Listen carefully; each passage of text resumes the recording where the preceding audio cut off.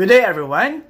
My name is Max Raymond E. Bernadas, and this day I will discuss the two types of assessment, which are the traditional and the authentic assessment. So by the way, before we start, let us describe or define first what assessment is. So when we say assessment, it is the process of gathering, describing, or quantifying information of students' performance.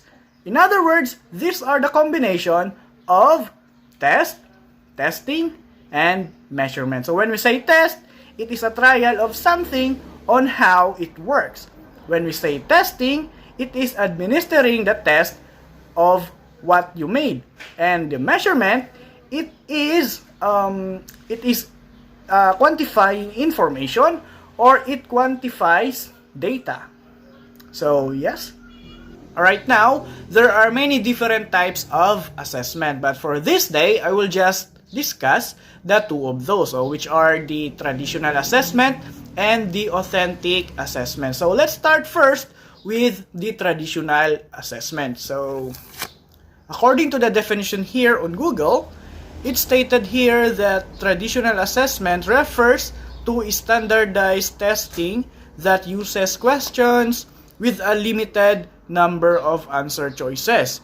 It includes multiple choice, true or false, and some short answer responses. So in other words, traditional assessment is an objective type of test. Now when we say objective type of test, it has a specific answer.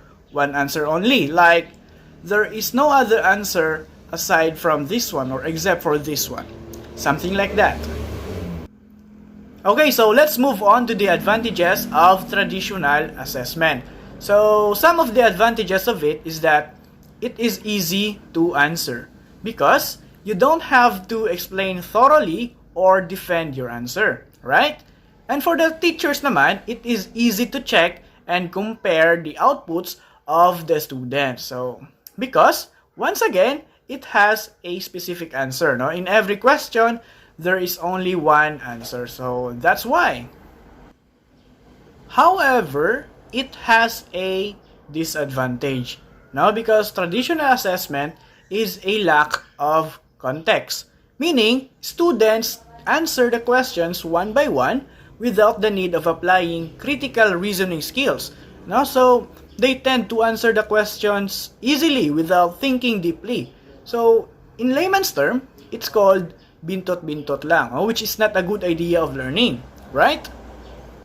Okay, so let us proceed to the another type of assessment, so which is authentic assessment. So, let us define it.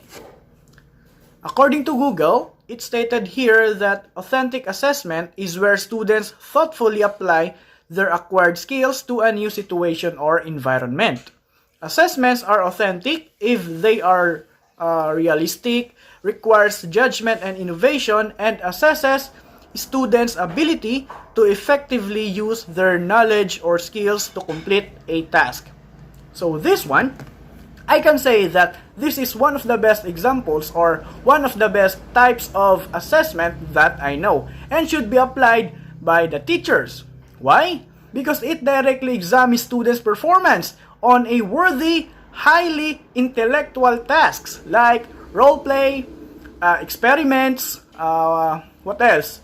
Portfolio, problem solving, writing essays, writing reflections about something. So this is a great way of learning. It is recommended. So that's why it is recommended. So yes.